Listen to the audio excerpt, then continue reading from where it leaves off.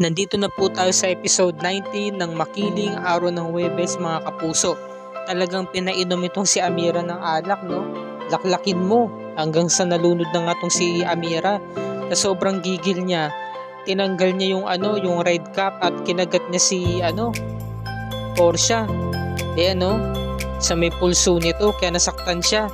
Nung nakaalpas, binigyan niya ng malakas sa sampal si Amira. Kinausap niya si Ren. Hawakan mo nga to, walang yaka talaga. Pag babayaran mo yung mga ginawa mo sa akin. Talagang inihanda na ni Portia ang lahat. Ngayon nanonood lang tong sina Oliver saka si Seb, dahil nga nakita nga nila yung ginawa nito ni Portia, napalakas yung sampal niya. Sinampigan niya Talagang dumugo yung bibig ni Amira, nagulat din si Rain. Di naman nila sukat nakalain na mangyayari yun.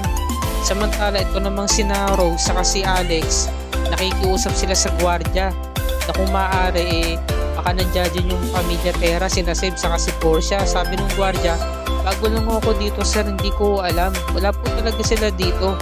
Sabi naman ni Rose, baka naman wala naman talaga, huwag mo nang ipagpilitan.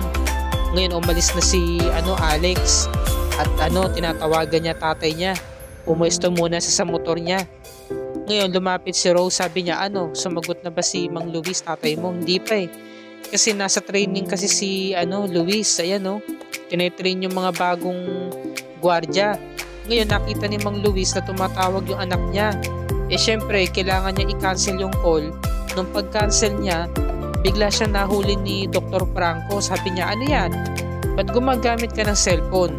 Di ba kasama yan sa training ninyo na bawal gumamit ng cellphone sa oras ng training?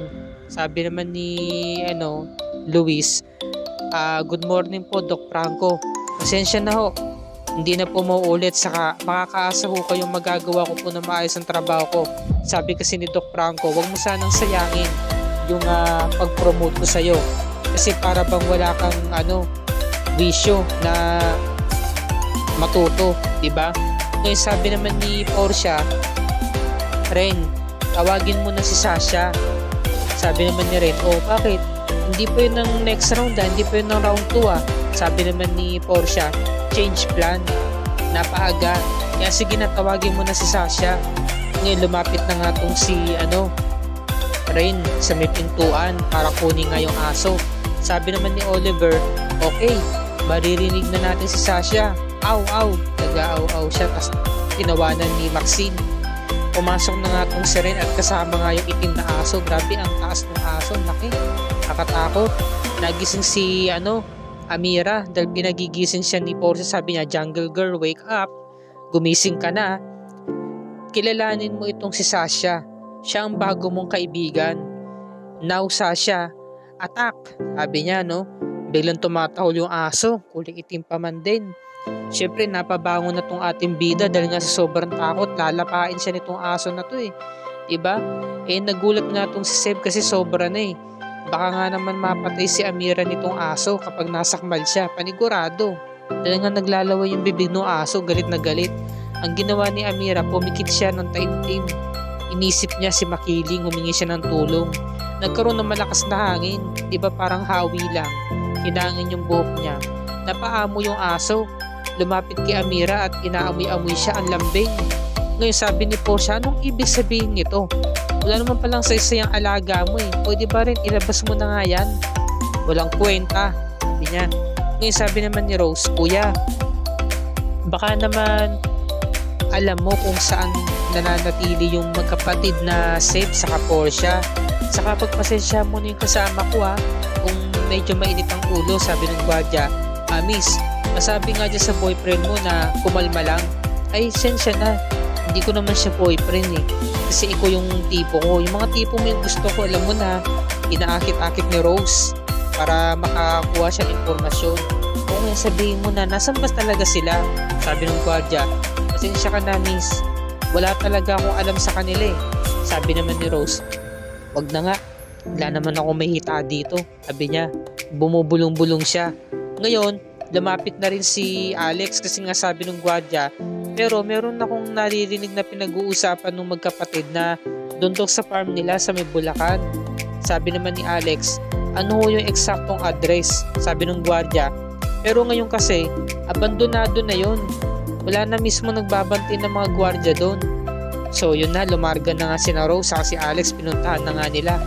Ngayon eto na, pagpasok ni Rain, sinampal siya ni Portia, sabi niya, wala kang magawang matino. Sabi naman ni Rain, grabe ka naman Portia, parang di mo ako pinsan na kung makapagsalita ka. Sabi naman ni Portia, alam mo, para magustuhan kita, gumawa ka ng tama.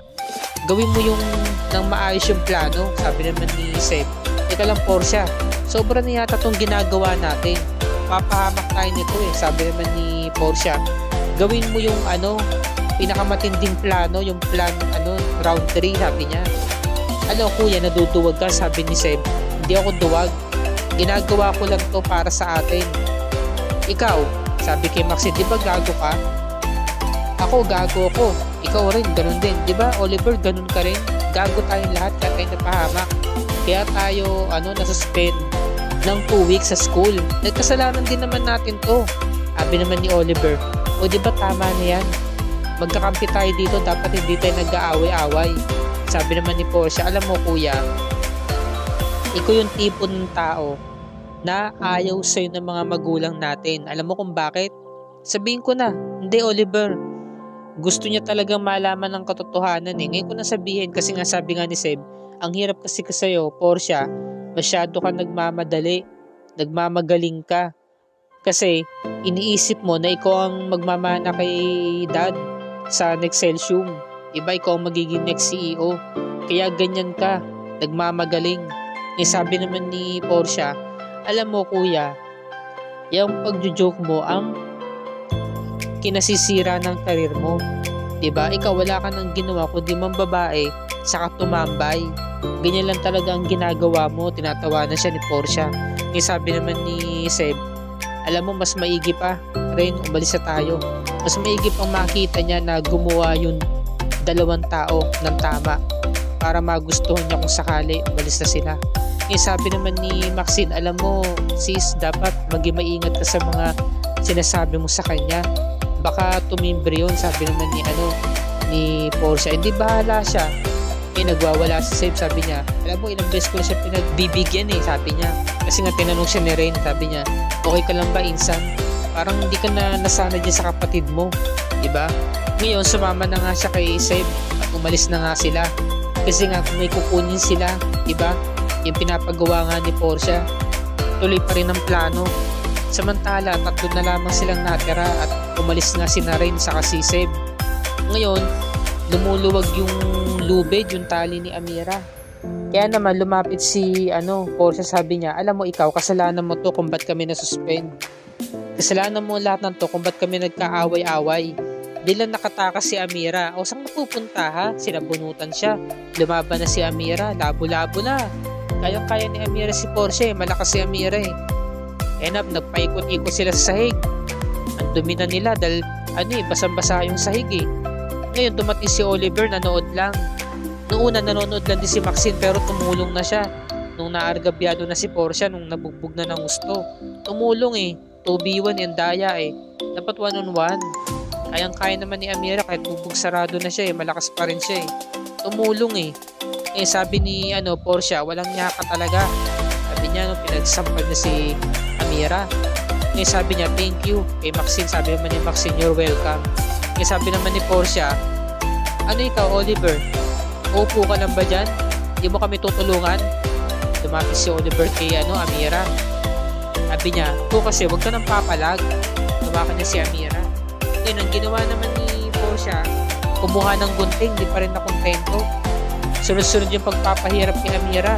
Sabi niya, alam mo, etong nababagay sa'yo dapat unti-unti kitang kinakalbo. Diba mahilig ka naman manabunot? Dapat sa'yo sirain ang buhok. O eto dahan-dahan lang. Panimula pa lang to, gugupitin ko na ang buhok mo. Ginupit niya na ng ginupit. 3 beses niyang ginupit na si Amira. Grabe. Noong una ko, konti pa lang yung hibla ng buhok. Pangalawa hanggang pangatlo, ang dami na, ang haba na. Ngayon sinampal pa rin niya si Amira. Bubog sarado na siya nangihina na siya dito. At hawak-hawak siya ni Oliver para hindi siya makawala. Ngayon, lumabas na nga si Rain dito sa may kubo. Meron siyang daladalang sako, parang ahas yata laman nito parang mga sawi. Itutuloy na talaga nila. Kasi nga hinahamon siya ni Porsche diba si Seb? Kaya sabi nga ni Seb, kumbaga parang sa kanya meron siyang gustong patunayan, diba? Kaya sinunod niya yung gusto ni Porsche. Ngayon eto na, natuntun na nga ni na Rose sa ni Alex tong lugar. Napagtanungan nila yung isang ali kung nasan ba dito yung Pera Family Farm. Sorry kuya, hindi ko alam eh. Ngayon paglingon niya, nakita niya na dumaan yung isang van na kulay itim. Namukhaan niya parang ganun yung itsura ng van ni Seb. Sabi niya, Rose tara na, sakay na. Larga na, hinahabol na nila yung van na itim. Kasi nga kamukhang kamukha talaga nung van ni Seb. Ngayon nung sinundan na nga nila, dalawin po na yung van, inawat muna siya ni Rose. Kasi nga ready nang makipag bunuan si Alex may hawak siyang malit na tubo Sabi naman ni Rose, teka lang, paano kung merong kasama si Seb kung dalawa sila o tatlo? Syempre pipigilan kita dahil di mo yung kaya. Ngayon, buti na naman talaga hindi muna sumugod si Alex kasi nga nakita niya ibang lalaki pala yung lumabas sa may sasakyan. At dito na po nagtatapos ang review ni Rica para sa araw na to mga kapuso. Bukas pakatunghayan natin araw ng Biyernes episode 20 na tayo. Paano kaya maliligtas ni Alex o matutunton itong kinaroroonan ni Amira? At dahil nga sa pinaplanong masama ng Crazy Five, nag-bounce back sa kanila yung masamang plano nila kay Amira. Kinarma agad sila dahil tingin ko talaga mga ahas ang laman nito kasi na-poison sila no? Nalason sila ditong 5 dahil nga sa kamandag. At ito nga, nakaalpas nga si Amira at hingi siya ng tulong. Maaring gagamitan niya ito ng mutya para makaligtas tong 5 to. O diba, siya na nga to na argabyado, siya pa tong manggagamot, siya pa tong tutulong. At dito na po nagtatapos ang review ni Rica para sa araw na to mga kapuso. Kung bago ka pa lamang sa aking channel, kung maaari makahingi ako sa iyo ng subscribe at i-click mo na rin ang bell icon para lagi ka updated sa mga episodes na Makiling and other GMA shows tulad nito. Maraming salamat po sa inyo lahat mga kapuso and God bless us all.